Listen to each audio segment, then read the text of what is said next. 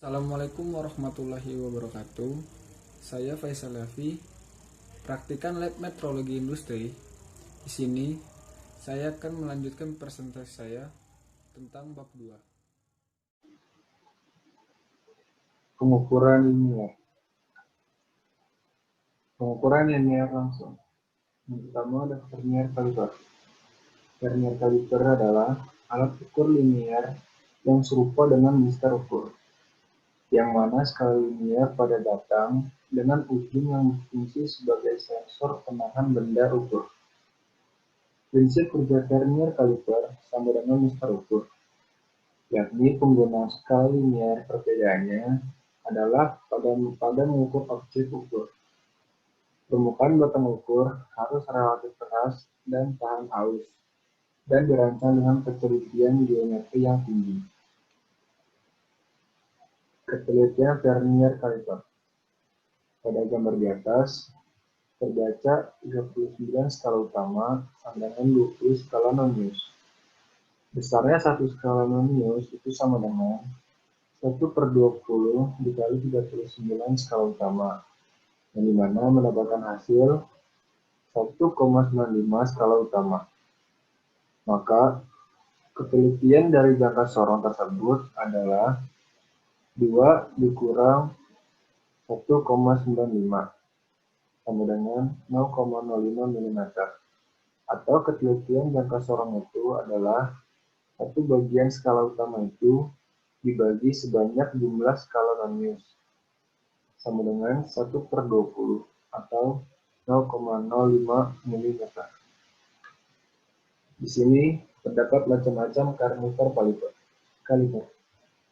Yang pertama, mistar insut kedalaman yang berfungsi mengukur kedalaman, pengukur lebar, dan posisi alur terhadap tepi atau alur lainnya dengan ujung berkait. Yang kedua, mistar insut pipa, yaitu berfungsi untuk mengukur tebal dinding pipa dan tebal pelap yang melengkung. Yang ketiga, mistar insut diameter alur dalam, berfungsi untuk mengukur alur dalam silinder, diameter silinder minimum 30 mm. Yang keempat, mistar insut posisi dan lebar alur. Itu berfungsi untuk mengukur lebar alur dan posisi alur terhadap tepi atau alur lain.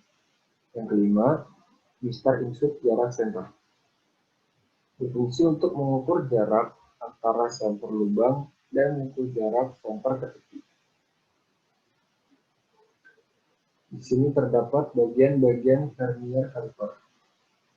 Yang pertama ada rahang dalam, yang dimana rahang dalam ini terdiri dari rahang caliper dan rahang geser atas. Digunakan untuk mengukur bagian dalam suatu benda kerja seperti celah pada benda maupun diameter dalam silinder.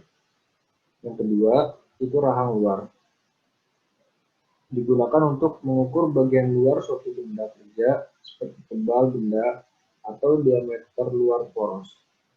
Yang ketiga, pengukur kedalaman. Digunakan untuk mengukur kedalaman suatu lubang atau celah. Yang keempat, skala utama.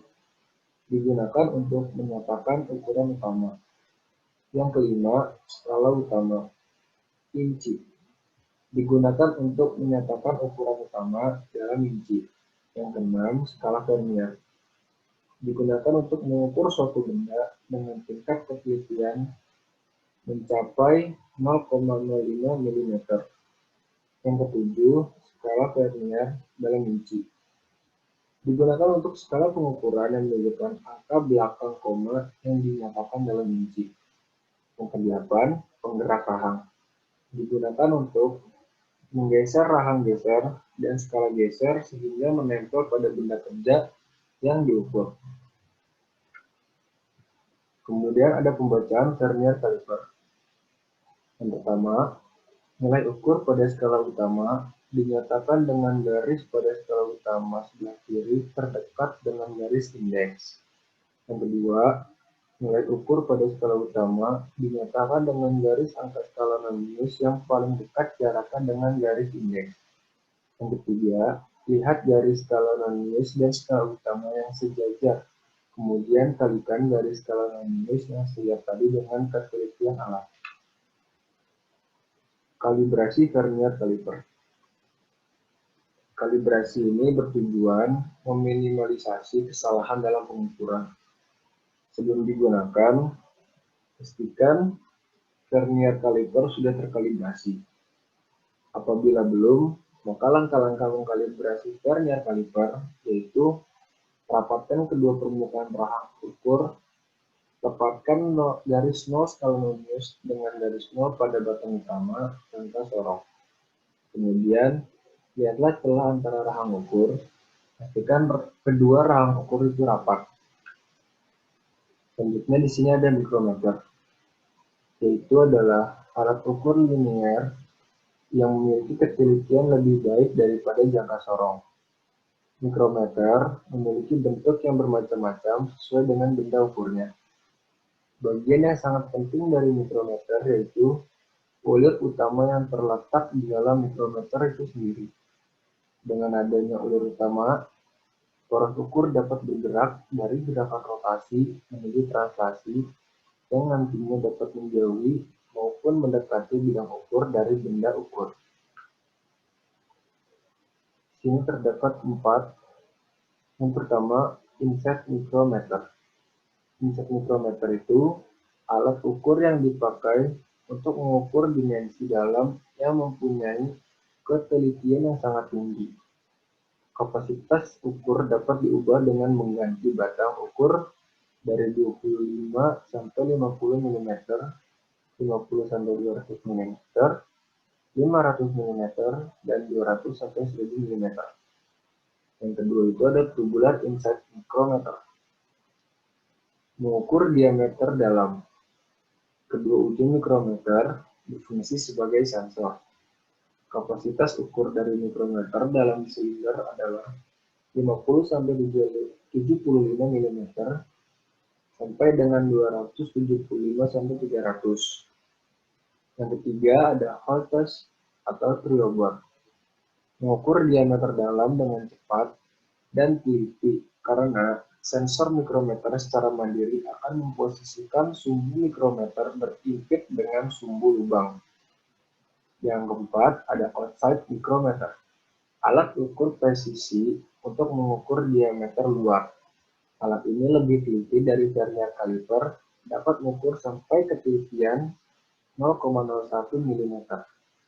Jangkauan ukur outside micrometer mencapai 25 mm, dari 0 mm sampai 25 mm, dari 25 sampai 50 mm, dan 50 sampai 75 mm, dan seterusnya. Di sini terdapat bagian-bagian Holtz atau triobor. Yang pertama ada slip, yaitu adalah skala utamanya. Yang kedua thimble, menggerakkan skala non-minus. Yang ketiga kontak point, sensor yang bersentuhan langsung dengan diameter dalam. Yang keempat ratchet stop, memutar spindle atau poros gerak saat ujung dari spindle telah dekat dengan benda yang akan diukur, dan mengencangkan spindle sampai terdengar suara bunyi. Yang kelima, skala Memmius. Terdapat pada thimble dengan skala terendah bernilai 0,005. Yang keenam, skala utama. Terdapat pada slip dengan satuan milimeter. Yang ketujuh ada extension, menambah panjang dari alat ukur untuk mengukur diameter lubang yang dalam. Yang kedelapan ada space kalibrasi, tempat engkol untuk kalibrasi. Operasi dasar Holtz atau triobor. Ini terdapat ada 3. Yang pertama, penelitian Holtz. Jadi penjelasan tabung Holtz terbagi dalam 100 garis skala non-minus. 2 putaran tabung sama dengan 1 skala utama. 1 bagian skala tabung sama dengan 1/200 dikali 1 mm, yaitu 0,005 mm. Yang kedua, kalibrasi Holtz. Kalibrasi dengan menggunakan engkol dengan cara memutar kalibrasi space supaya mendapat angka 0. Misalnya, range yang ada pada alat 10-15. maka 10 akan digunakan sebagai pengganti angka 0. Yang ketiga, cara membaca skala. Pada hasil pengukuran di atas, ketelitian dari haltes di atas adalah 0,005 mm dengan range 45-50 mm. Nilai ukur pada skala tetap dinyatakan dengan garis pada skala utama yang berhimpitan dengan skala putar. Nilai ukur pada skala nonius dinyatakan dengan garis angka skala nonius yang sejajar garis normal skala utama. Jumlahkan skala utama dengan skala nonius yang terbaca. Pengukuran linear tak langsung. Dengan memakai vernier kaliper dan mikrometer, pengukuran linear dapat dilaksanakan secara langsung, sebab hasil pengukuran dapat langsung dibaca pada skalanya. Namun, tidak semua masalah linear dapat diatasi dengan menggunakan alat ukur.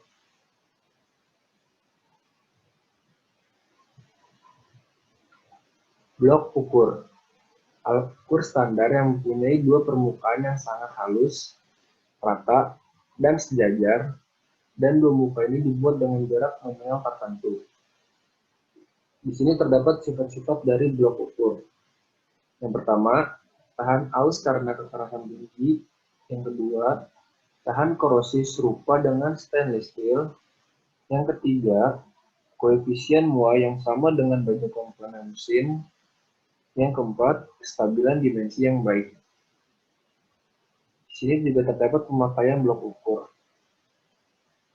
Yang pertama itu ada pemakaiannya, yaitu ambil beberapa blok ukur dengan ukuran yang dikehendaki, letakkan di atas lap yang bersih. Bersihkan vaselin yang menutupinya dengan bensin yang bersih, kemudian lap dengan lap yang halus, kemudian letakkan blok ukur di atas lap yang bersih dengan muka lap yang di samping. Cara menyatukan blok ukur adalah dengan meletakkan salah satu blok ukur menjulang 90 derajat terhadap blok ukur dengan ukuran yang lain, dan ditekan dengan cukup salah satu diputar sejajar.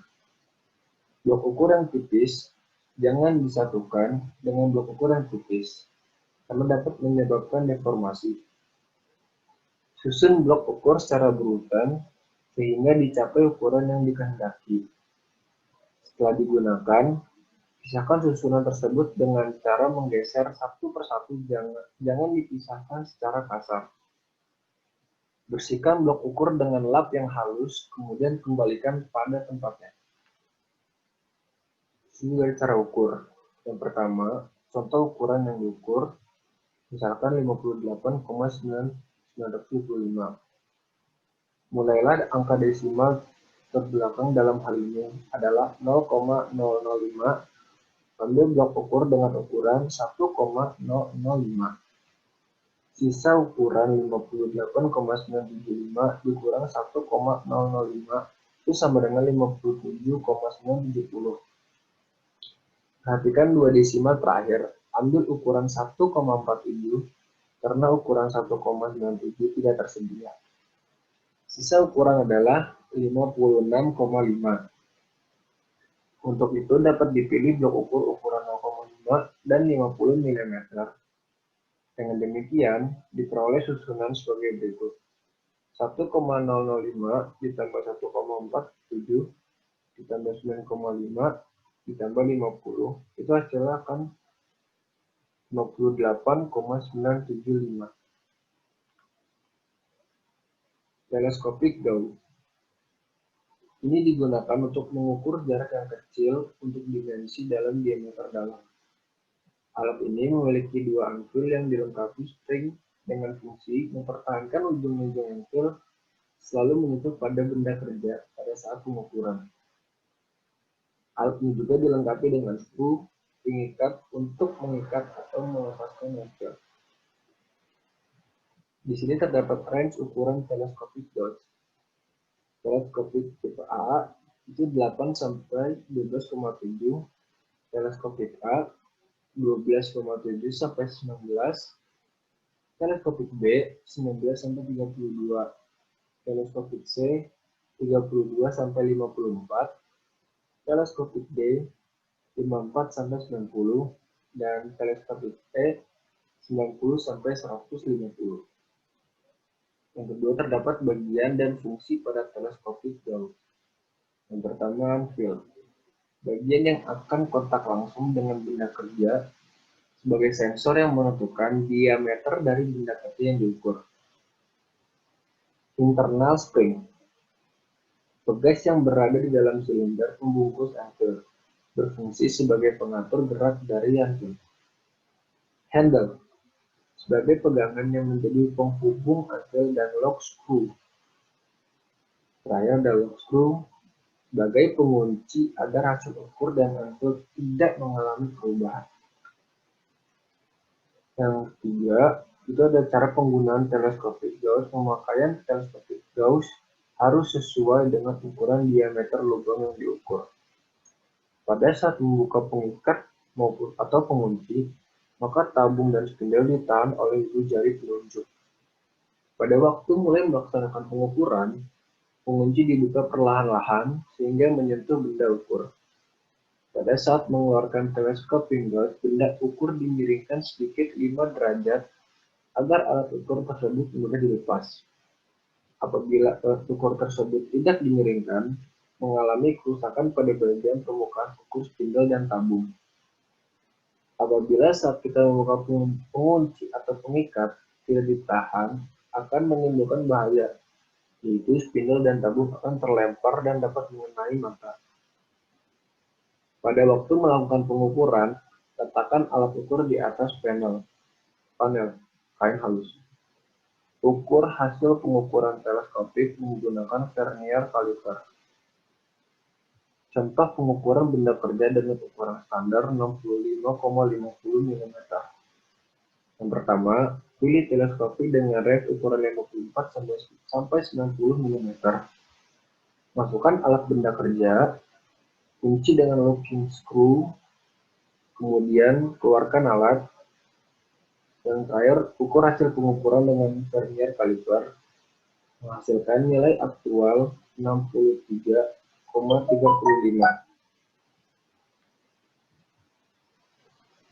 Metrologi lubang dan poros. Metrologi lubang dan poros adalah ilmu yang mempelajari tentang toleransi dan kualitas lubang dan poros. Karena adanya ketidaktelitian saat pembuatan, maka suatu alat tidak dapat dibuat seperti persis yang diminta. Agar persyaratan dapat dipenuhi, maka ukuran sebenarnya harus ada pada batas ukuran yang diizinkan. Toleransi lubang dan poros. Sini ada penjelasan toleransi lubang dan poros. Toleransi itu adalah suatu penyimpangan ukuran yang diperbolehkan atau diizinkan. Toleransi dituliskan di gambar kerja dengan cara tertentu sesuai dengan standar yang diikuti ASME atau ISO. Toleransi bisa dituliskan dengan beberapa cara. Tulis menggunakan ukuran dasar dan penyimpangan yang diinginkan, menggunakan ukuran dasar dan simbol huruf dan angka sesuai dengan standar ISO, misalnya 45H7, 45H7, 30H7, atau G6. Pada penyusunan toleransi ada dua yang harus ditetapkan, yaitu posisi daerah toleransi terhadap garis 0 ditetapkan sebagai suatu fungsi ukuran dasar. Penyimpangan ini dinyatakan dengan simbol satu huruf kapital untuk lubang dan huruf kecil untuk poros. Toleransi, harganya atau besarnya ditetapkan sebagai suatu fungsi ukuran dasar. Simbol yang dipakai untuk menyatakan besar toleransi adalah suatu angka. Suaian dan jenis suaian. Suaian yang terjadi ada beberapa macam, tergantung daerah toleransi dari poros, maupun lubang yang dipakai sebagai basis pemberian toleransi. Kemungkinan jenis toleransi adalah sebagai berikut. Di sini terdapat 3 jenis, yaitu suaian longgar, suaian transisi, dan suaian sesak. Suaian longgar itu yang selalu akan menghasilkan kelonggaran, yang dimana bila dua buah komponen disatukan, maka akan timbul kelonggaran, baik sebelum maupun sudah dipasang.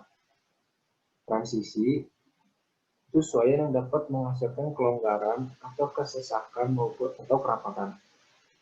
Yang terakhir suaian sesak, yaitu suaian yang akan selalu menghasilkan kerapatan atau kesesatan. Sistem suaian basis lubang dan poros. Sistem basis lubang. Suaian dengan sistem basis lubang ini banyak dipakai. Suaian yang dikehendaki dapat dibuat dengan jalan mengubah-ubah ukuran poros. Dalam hal ini, ukuran batas terkecil dari lubang tetap sama dengan ukuran nominal. Sistem basis poros. Dalam sesuaian dengan basis poros, maka poros selalu dinyatakan dengan H. Ukuran batas terbesar dari poros selalu sama dengan ukuran nominal. Pemilihan suaian yang dikehendaki dapat dilakukan dengan mengubah ukuran lubang. Sistem basis poros kurang disukai orang karena merubah ukuran lubang lebih sulit daripada merubah ukuran poros. Cara penulisan toleransi, ukuran atau dimensi. Bagi dimensi luar poros atau lubang, harganya dinyatakan dengan angka yang dituliskan di atas garis ukuran jika dilihat dengan sepintas. Maka A kurang memberikan informasi dibandingkan B dan C. Sedangkan untuk D, meskipun tidak secara langsung, tapi simbol dan huruf angka mengandung informasi yang sangat bermanfaat, yaitu si kesatuan bila komponen bertemu dengan pasangannya. Cara pembuatan dan metode pengukuran. Rincian toleransi sebagai berikut. Ukuran maksimum dituliskan di atas. Ukuran minimum mesti memudahkan penyekatan mesin perkakas yang mempunyai alat kontrol terhadap dimensi produk, tapi tidak praktis dipandang dari segi perancangan, yaitu dalam hal perhitungan toleransi dan penulisan gambar teknik. Dengan menuliskan ukuran dasar beserta harga-harga, penyimpangan dituliskan di daerah atas, penyimpangan bawah dengan jumlah angka desimal yang sama, kecuali penyimpangan 0. Serupa dengan dua cara, tetapi apabila toleransi terletak simetris terhadap ukuran dasar, maka harga penyimpangan harus ditentukan sekali saja dengan didahului tanda I. Cara penulisan ukuran yang menjadikan ukuran dasar bagi toleransi dimensi yang dinyatakan dengan kode atau simbol adalah ISO. Dalam menentukan toleransi, untuk ukuran dasar ada dua hal yang harus ditetapkan. Posisi daerah toleransi terhadap garis nol ditetapkan sebagai suatu fungsi ukuran dasar. Penyimpangan ini dinyatakan dengan simbol 1 huruf. Dan yang kedua, toleransi besarnya ditetapkan sebagai suatu fungsi ukuran dasar simbol yang dipakai untuk menyatakan besar toleransi satu angka yang sering disebut dengan angka kualitas. Contoh 45G7 artinya itu adalah suatu poros dengan ukuran dasar 45 mm, posisi daerah toleransinya. Penyimpangan terhadap ukuran dasar mengikuti aturan kode huruf dan besar toleransinya menuruti aturan kode angka 7. Kualitas lubang dan poros.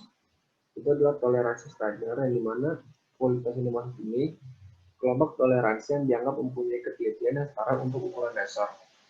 Nilai kualitas ini ada 18 tingkatan mulai dari IT01, IT0, IT1 sampai dengan IT16 yang menyatakan toleransi standar dapat dihitung menggunakan satu toleransi. Terima kasih atas perhatiannya. Mohon maaf apabila banyak kesalahan. Wassalamualaikum warahmatullahi wabarakatuh.